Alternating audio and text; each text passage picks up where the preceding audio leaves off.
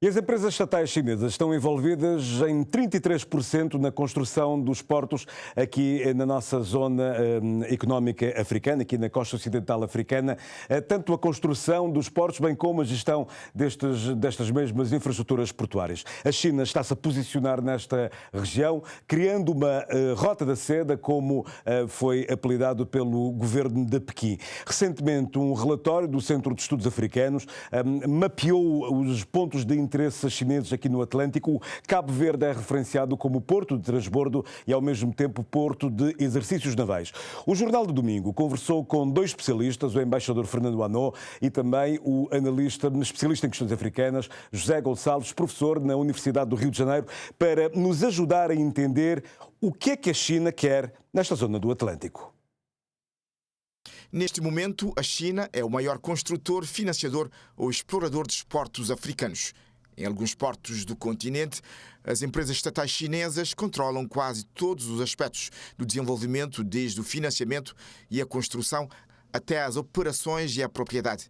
São grandes conglomerados como a China Communication Construction Corporation, que depois subcontratam empresas chinesas. Uma forte concentração na África Ocidental. Ao todo, os chineses querem estar presentes em 35 portos, 17 na África Oriental, 15 na África Austral e 11 no norte da África. A presença da China, cada vez mais reforçada em África, levanta preocupações da parte das potências ocidentais, como Estados Unidos da América e o Bloco Europeu. Para muitos analistas, a presença da China é necessária, mas quando atinge as dívidas, poderá provocar dependência.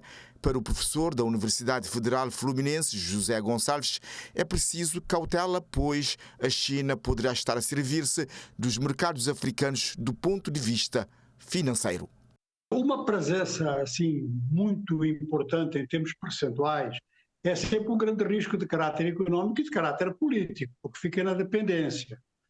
A dependência, quando ela atinge as dívidas, tem um caráter que tem que se olhar assim com atenção, porque os juros chineses são mais baixos que os juros dos países ocidentais, mas como o volume emprestado é muito alto, acaba por dar montantes semelhantes e é isso que conta. Em segundo lugar, é importante constatar que a China é um grande parceiro comercial da África, mas não é um grande investidor. Os seus investimentos são relativamente, limitados, não é?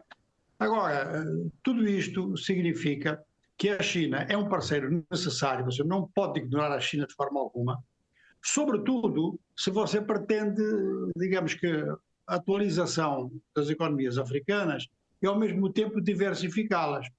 A China é um parceiro fundamental, mas é um parceiro que tem esses limites, ou seja, está a construir uma potência e, naturalmente, não vamos ser ingênuos, que está a tentar servir dos mercados africanos a nível financeiro, porque os empréstimos, afinal, dão lucro a qualquer pessoa que empreste, pouco ou muito, se o montante é alto, acaba por ser a mesma coisa em termos de juros. E, finalmente, então, é bom não esquecer que a China tem o seu projeto, chamado Nova Rota da China, que oficialmente se chama Estrada e Cinturão, e que os países africanos fazem todos parte desse objetivo chinês. Nas informações divulgadas pelo Centro Africano de Estudos Estratégicos dos Estados Unidos, em Cabo Verde, o Porto de Mindelo está na rota desta estratégia chinesa e está identificado, além de transbordo, como um porto que pode ser usado para exercícios navais. O aspecto dos portos, e depois vão chegar aos aeroportos e vão provavelmente, nos países continentais, chegar a caminhos de ferro, como já chegaram em Angola. Mas é assim, quer dizer, isso cria dependência até certo ponto, porque eles não têm soberania sobre os territórios. No caso concreto de Angola, os chineses reconstruíram o caminho de ferro de Benguela, mas agora não têm a exploração do corredor do Lobito, são os americanos que vão ter a gestão. Portanto, eles não conseguiram condicionar Angola, se é que pensarem em fazê-lo, não conseguiram condicionar Angola para dar uma espécie de propriedade na gestão. E a gestão é fundamental. É uma outra empresa, e uma empresa até rival, que é uma empresa norte-americana. Eu não vejo problema nenhum que a China participe da construção de infraestruturas, sejam portuárias, aeroportuárias, rodoviárias, ferroviárias ou mesmo elétricas, onde a gente tem déficit. Agora, o que não deve ser colocado, e isto é um risco pensando num porto do Sri Lanka, Isso, os portos e os caminhos de ferro e tudo isso, não pode ser colocado como garantia de outros contratos. Porque se os outros contratos falham, aí sim a China pode tomar conta dessas instalações. Os chineses sempre estiveram de olho em Cabo Verde pela localização geográfica no corredor do Atlântico e estiveram envolvidos na montagem do projeto da Zona Económica Especial de São Vicente, virada para a economia marítima. Um projeto que poderá ser benéfico, de acordo com este professor, que aponta o exemplo das Ilhas Maurícias. A Zona Económica Especial não é perigo nenhum e deu grandes resultados na Ilha Maurício. Conheço bem essa zona, é uma zona voltada muito para a exportação, que diversificou a economia mauriciana, que era baseada no açúcar, e acabou passando para offshore banking, para têxtil tropical, que é muito disputado no mercado mundial, e isso foi feito tudo com capital diversificado. E parte, aliás, capital da própria Maurício. Fazer uma zona económica especial não é assim uma coisa muito cara. O importante é saber o que é que se vai colocar lá. Ou seja, quem é que vai colocar instalações lá, não é a zona em si. Ora, se a China se dispõe, por exemplo, a colocar 50 fábricas de uma série de coisas, isso terá que ser analisado em termos de ver que depende, primeiro, que número de empregos locais vai criar. Se tem participação de capital nacional ou não, eu sou favorável a que tenha, nem que seja 10%, mas se for 30% ainda melhor, porque controla a movimentação da empresa em tudo o que for necessário, os 2/3. E, finalmente, se haverão outros países interessados em colocar instalações na Zona Económica Especial. Em 2019, aconteceu em Pequim uma reunião de promoção do planeamento da Zona Especial da Economia Marítima na Ilha de São Vicente. O Jornal de Domingo falou com o embaixador Fernando Anon, que deixou a sua interpretação sobre a expansão da marinha chinesa em África e olha para Cabo Verde de forma diferente, pois esta questão ainda não foi levantada aqui nestas ilhas. Na minha opinião, os portos existentes são os portos que, enfim, se conhecem, são os portos que foram feitos investimentos em infraestrutura portuária por empresas chinesas ou, à la limite, questão de gestão dos portos, pelas razões que explicitei anteriormente.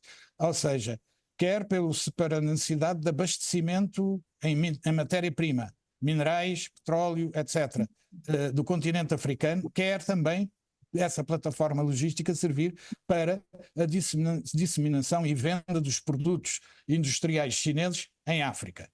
Estes portos podem, eventualmente, amanhã, com a projeção das forças militares chinesas, que não deixam de preocupar os Estados Unidos da América e outras potências, porque, no fundo, tratam-se de concorrências e de espaços a serem ocupados, zonas de influência, e, portanto, a China tem esse interesse no Atlântico, assim como outros terão interesse em não ver a China crescer no Atlântico. Portanto, esta questão põe-se essencialmente a questão da expansão da frota militar chinesa no Atlântico, prende-se com a necessidade da proteção das suas rotas marítimas e comerciais. E com o prestígio, com a projeção do prestígio e do poder militar do que é uma potência. Naturalmente que um porto num continente é muito mais interessante que um porto em Cabo Verde, por exemplo, ou em São Tomé, não é? Porquê? Porque somos ilhas, não temos acesso ao hinterland, enquanto que um porto pode fazer todo o seu trabalho relativamente ao corredor logístico que pode estabelecer com o interior do continente, coisa que nós não podemos oferecer. E, portanto, eu penso que a questão não foi levantada até esta, não é do conhecimento que tenha sido levantada. O que foi levantado e discutido, como foi dito, foi que Cabo Verde mostrou o seu interesse em ter uma zona franca em São Vicente, que incluiria um porto, sim senhor, que essencialmente seria para questões de natureza comercial. E esse processo, como também referiu, parece algo congelado neste momento. Recentemente, o ministro Jorge Santos visitou a sede da Autoridade da Zona Económica Especial de São Vicente, onde pediu mais trabalho para trazer mais investidores. Resta saber se a China, que ajudou a promover o estudo de viabilidade e planeamento, ainda está interessada no projeto.